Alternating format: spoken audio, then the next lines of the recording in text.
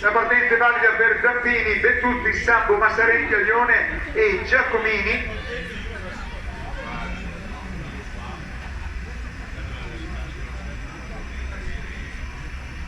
De Massarenti che va a prendere l'iniziativa. Non credo.